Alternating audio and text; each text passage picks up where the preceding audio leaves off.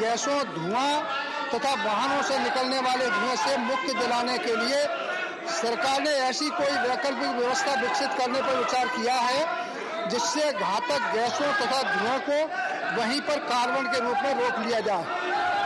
माननीय मंत्री जी, सर, माननीय महोदय ने एक बहुत महत्वपूर्ण विषय सदन के सामने रखा है और मेरा ये मानना है कि इस विषय पर व्यापक चर्चा जो सदस्य शोर मचा रहे हैं उनको भी करनी चाहिए, क्योंकि हम सबके जीवन से जुड़ा हुआ विषय। Question hour, this is question hour, very important. Please question hour, आपने कह दिया, I will put it to honourable chairman. माननीय सदस्य ने पूछा है कि सरकार के द्वारा जो वाहनों का प्रदूषण है और उसके साथ साथ जो औद्योगिक प्रदूषण है उसके लिए क्या उपाय उठाए जा रहे हैं। मैं माननीय सदस्य को ये बताना चाहूँगा कि सरकार के द्वारा और BS4 से BS6 के नॉर्म्स ये फ्यूल में इस्तेमाल किए जाए, इसके लिए कार्रवाई की जा रही है। दूसरा, विभिन्न शहरों में मेट्रो रेल के विस्तार के लिए कार्रवाई की जा रही है।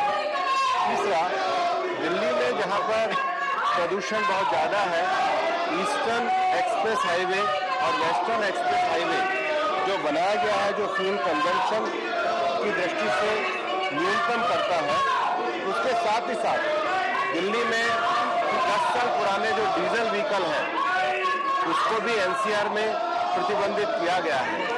जहाँ तक औद्योगिक प्रदूषण का विषय है, निश्चित रूप से जो coal based thermal power plants हैं उनके जो स्ट्रिंजेंट एमिशन के जो नॉर्म्स हैं उनको सरकार के द्वारा लागू किया गया है। इस बात को प्रोत्साहन भी दिया जा रहा है कि NCR रीजन में औद्योगिक जो इकाइयाँ हैं उसमें PNG के द्वारा ज़्यादा गैसेस का उपयोग हो। सरकार के द्वारा NCR रीजन में इस बात का भी प्रयास किया जा रहा है कि जो हमारा ईंट भट्टा उद्योग है उसमें जिगजैग टेक्नोलॉजी का प्रयोग किया जाए। तो वाहन प्रदूषण को लेकर के, औद्योगिक प्रदूषण को लेकर के सरकार द्वारा विशेष कार्यक्रम किए जा रहे हैं और राष्ट्रीय स्तर पर भी वायु प्रदूषण के लिए 132 शहरों पे मॉनिटरिंग संयंत्र की स्थापना की गई है और इसको मॉनिटर करके एक व्यापक कार्यक्रम के नाते किया जा रहा है और फाइनेंस कमीशन के द्वारा भी 4400 करोड़ रुपए की राशि स्थानीय निकायों को उपलब्ध कराई गई। माननीय हरनाथ सिंह जी, सेकंड सप्लीमेंट्री, बहुत महत्वपूर्ण सवाल जवाब है, ये पर्यावरण से जुड़ा है। आपसे आग्रह, पर्यावरण देश भर में राजमार्ग बनाने का कार्य बहुत तेजी से चल रहा है, परंतु नवीन राष्ट्रीय राजमार्गों के दोनों ओर लंबे और अधिक चौड़े आकार वाले पौधे लगाने का कार्य अपेक्षाकृत कम दिखाई देता है। मैं माननीय मंत्री जी से जानना चाहता हूं कि जिस तेज गति से राष्ट्रीय राजमार्ग का निर्माण हो रहा है उसी गति से राजमार्गों के दोनों ओर तेज गति से वृक्षारोपण कराने की सरकार ने कोई कार्य योजना तैयार की है? यदि हाँ, तो उसका पूर्ण विवरण क्या है? राष्ट्रीय राजमार्गों के विकास और उसका जो कार्य है वो कार्य सड़क परिवहन मंत्रालय का है, लेकिन जहाँ पर जो राष्ट्रीय राजमार्ग बनते हैं अगर उसमें किसी भी प्रकार का फॉरेस्ट जमीन का डाइवर्जन होता है तो कंपनसेटरी अफॉरेस्टेशन किया जा रहा है। लेकिन मैं ये विशेष रूप से बताना चाहूँगा कि राष्ट्रीय राजमार्गों की अथॉरिटी के द्वारा ये कार्य किया जा रहा है और निश्चित रूप से जो माननीय सदस्य ने सुझाव दिया है वो और तीव्र गति से किया जाएगा।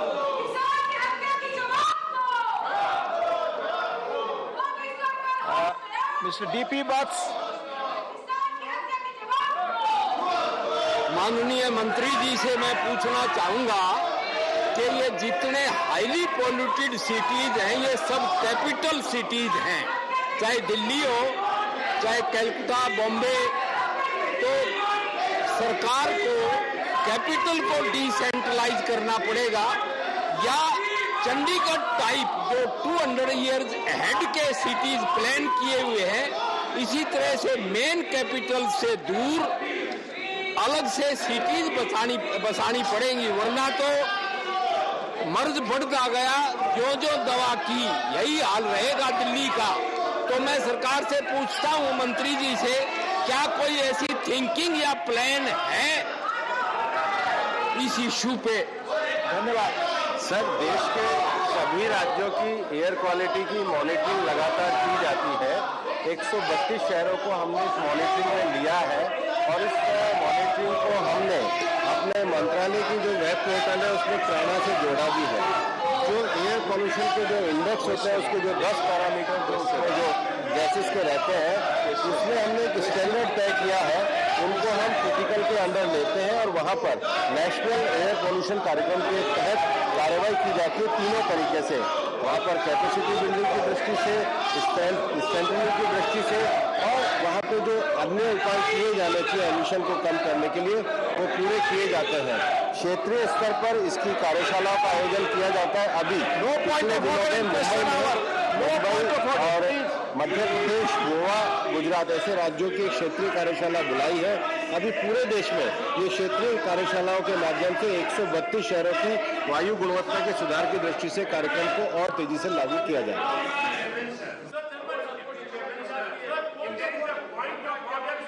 In question hour, Mani Anand Sharma ji, question hour is not entertained. The house is not in order. Please, Mani V. Vijay Sai Reddy, आप put your question. Your question. Andhra Pradesh is the home for several Buddhist sites located in Visakhapatnam, Amaravati and Nagarjunakonda. I would like to know from the minister what steps are being taken for promotion, maintenance of these sites, development of these sites. Thank you very much. Repeat karo sir.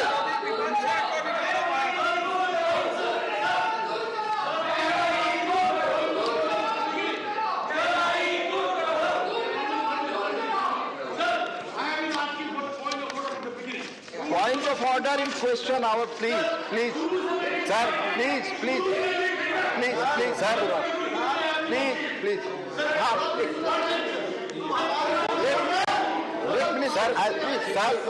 Sir point of order उठाने वालों को पहले खुद order में आना चाहिए, अपनी seat पर जाना चाहिए। कोई पॉइंट ऑफ ऑर्डर सर वो अपनी सीट पर नहीं है, पॉइंट ऑफ ऑर्डर भी नहीं उठा सकते। माननीय पहले अपनी सीट पर जाए। माननीय आनंद जी, माननीय आनंद जी, हाँ सर वो नहीं उठा। Sir rule number 256 sir rule number 256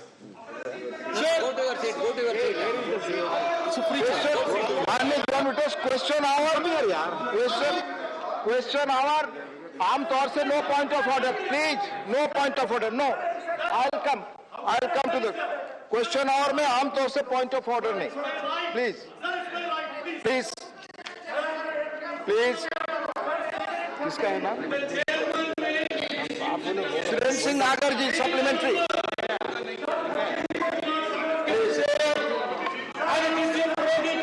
मंत्री से जानना चाहता हूं कि जो कोल बेस्ड हमारे पावर जनरेशन प्लांट है, खासतौर से एनसीआर में से आज की संशोधित कार्यसूची में क्रम संख्या 6 पर मेरे नाम के आगे उल्लिखित कागजात को सदन के पटल पर रखता हूं। तेली जी। माननीय महोदय, मैं अपनी अनुमति से आज की कार्यसूची के क्रम संख्या 7 पर मेरे नाम से उल्लिखित दस्तावेज लोकसभा के पटल पर रखता हूं। माननीय महोदय जी, आपकी अनुमति से मैं आज की संशोधित कार्यसूची में क्रम संख्या 8 पर मेरे नाम के समक्ष सूचीबद्ध कागजातों को सभा पटल पर प्रस्तुत करता हूं। Item number 9 Shri Rajesh Verma ji.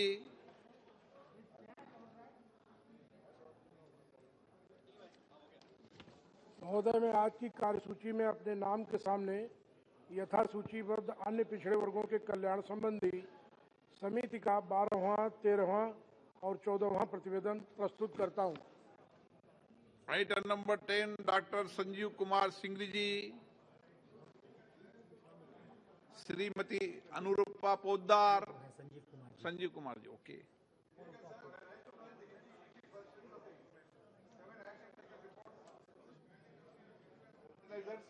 As listed against my name at serial number 1.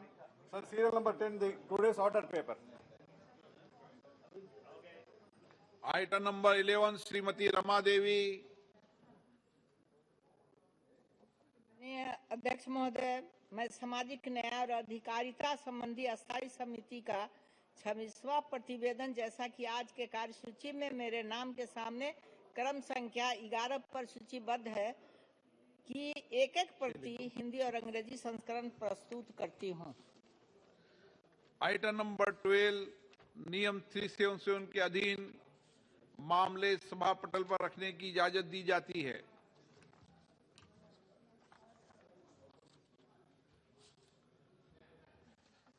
माननीय सदस्यगण, आज महत्वपूर्ण विषय पर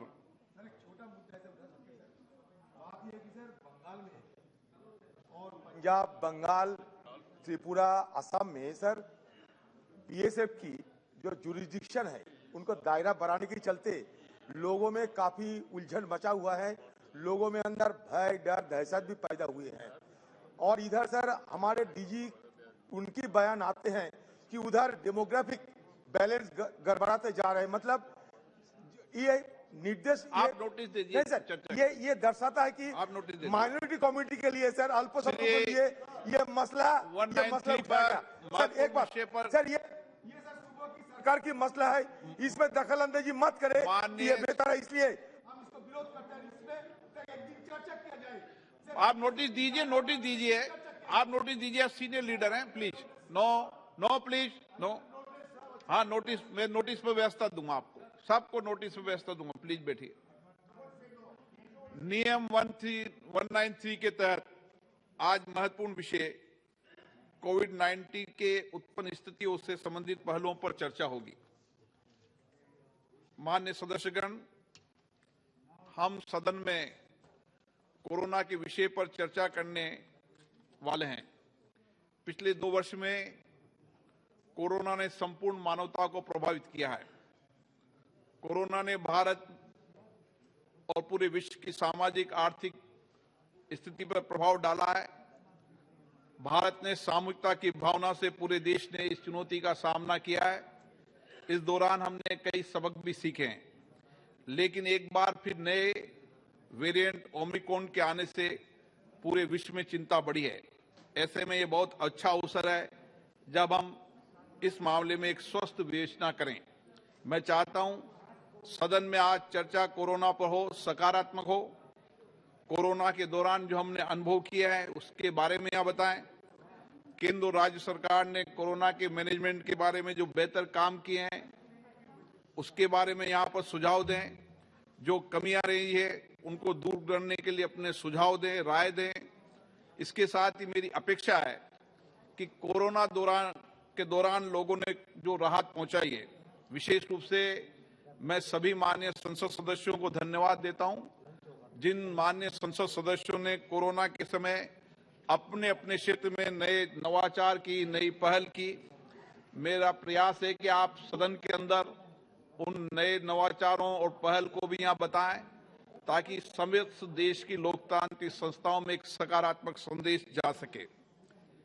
मैं यहां पर विश्वास करता हूं कि आज चर्चा सकारात्मक होगी, जिम्मेदारी के साथ अपन हिस्सा लेंगे और सरकार को सुझाव भी देंगे और किस तरीके से हम सामूहिकता के साथ इस कोरोना को रोक सकते हैं, इसमें अपना क्या योगदान हो सकता है, उसकी सकारात्मक चर्चा भी हम यहां पर करेंगे। श्री विनायक राउत जी। धन्यवाद सभापति महोदय। अध्यक्ष जी, 21 महीने के बाद कोरोना के विषय पर आज आपके माध्यम से चर्चा हो रही है। आपने इस महत्वपूर्ण विषय पर चर्चा शुरू करने की अनुमति हमें प्राप्त करके दी, इसके लिए मैं आपका आभार व्यक्त करता हूं। और जैसा कि आपने सूचित किया कि इस कोरोना के विषय पर कुछ राजनीति न हो, लेकिन एक अच्छे सुझाव इस चर्चा के माध्यम से सभागृह में अगर होते तो अच्छा होगा।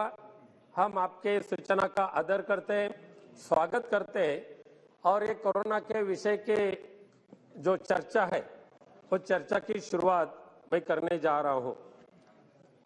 सभापति महोदय, वैसे तो सबसे पहले मैं धन्यवाद दूंगा आदरणीय पंतप्रधान नरेंद्र मोदी जी हो, केंद्रीय स्वास्थ्य मंत्री मांडविया जी हो, महाराष्ट्र के मुख्यमंत्री उद्धव जी ठाकरे जी हो, या सारे देश के राज्यों के जो मुख्यमंत्री है, स्वास्थ्य मंत्री है, महाराष्ट्र के स्वास्थ्य मंत्री राजेश टोपे जी हो, या पूरे देश के इस सभागृह के संसद सदस्य हो, राज्य में लोक प्रतिनिधि के रूप में काम करने वाले विधानसभा और विधान परिषद के सदस्य हो, या देश के सारे लोक प्रतिनिधि स्थानिक स्वराज्य संस्था के हो, जिला परिषद, पंचायत समिति, नगर सेवक, ये सारे प्रतिनिधियों के प्रयासों से कोरोना कार्यकाल में जिस कोरोना योद्धा ने जो काम किया है, ये सारे लोगों के माध्यम से आज अपना देश, भारत देश, कोरोना मुक्त भारत देश इस रास्ते से चल रहा है। साथ साथ में कोरोना के अनेक प्रकार हम लोगों ने देखे। कोरोना आया, डेल्टा हो गया, डेल्टा प्लस हुआ, अभी ओमिक्रॉन आ रहा है, जा रहा है। मैं सोचता हूं ना आए तो अच्छा है, आने नहीं देना ये हम सबके हाथ में है, और भगवान से प्रार्थना करता हूं, हम बहुत झगड़े हैं, बहुत लड़े हैं, बहुत परेशानी सहन की है, लेकिन इस भारत माता की कृपा से भारत में या पूरी दुनिया से ओमिक्रॉन नहीं आना चाहिए, ये मैं प्रार्थना भारत माता के पास कर रहा हूं। लेकिन फिर एक बार मैं अभिनंदन करूंगा कि देश के सारे देशवासियों ने, भारत देश पे या पूरी दुनिया में जो कोरोना का आक्रमण हो रहा था, कोरोना जैसी एक महामारी आई थी, उस महामारी में लड़ने के लिए पूरा देश अपने, चाहे पक्ष कोई भी हो, संगठन कोई भी हो, पार्टी कोई भी हो, आदरणीय प्रधानमंत्री जी के साथ एक साथ खड़े हुए, चाहे उन्होंने शुरुआत की दिया जलाने का उपक्रम हो, थाली बजाने का उपक्रम हो, या अन्य बाकी के सारे वैक्सीन का उपक्रम हो, इस सारे उपक्रम में पूरे देशवासियों ने प्रधानमंत्री जी को सहायता दी है, राज्य के मुख्यमंत्री जी को सहायता दी है। चाहे हमारे महाराष्ट्र में शिवसेना और महाविकास आघाड़ी का सरकार है, लेकिन उन्होंने इसमें राजनीति नहीं लाई।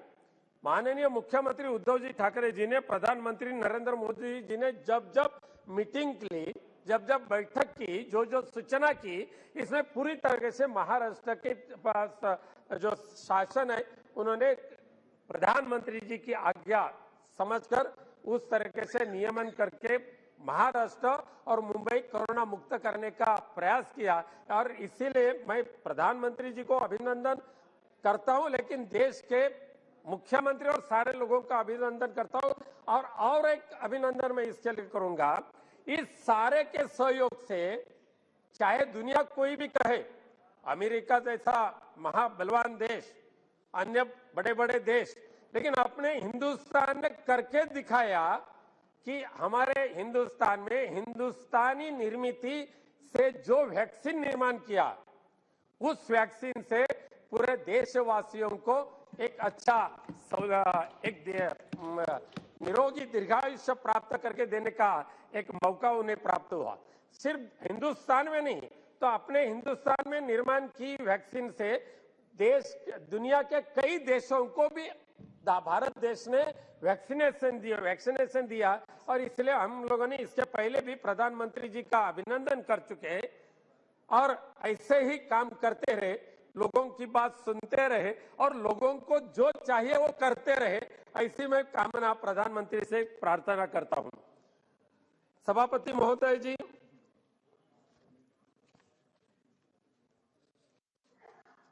मुंबई, महाराष्ट्र, पूरे देश, मैं जैसा बताया कि इस कोरोना में राजनीति नहीं करनी चाहिए थी, लेकिन कई बार थोड़ा सा हुआ राजनीति का काम। जहां विपक्ष की राज्य सरकारें हो, वहां कुछ कम ज्यादा देना आड़ा टेढ़ा कहना और वहां के लोगों को डिमोरल करने का काम हुआ। जैसे कि मुंबई में करीब हम 1.5 लाख लोग मरेंगे, ऐसे कोई लोग बोलते थे। लेकिन सद्भाग्य से महाराष्ट्र के मुख्यमंत्री उद्धव जी ठाकरे जी के नेतृत्व में वहां के स्वास्थ्य मंत्री राजेश टोपे जी ने प्रधानमंत्री नरेंद्र मोदी जी के आदेश से जो काम किया महाराष्ट्र में और मुंबई में, इसीलिए मुंबई जैसे बड़े शहरों से भी कोरोना दूर हटाने का काम आज हो चुका है।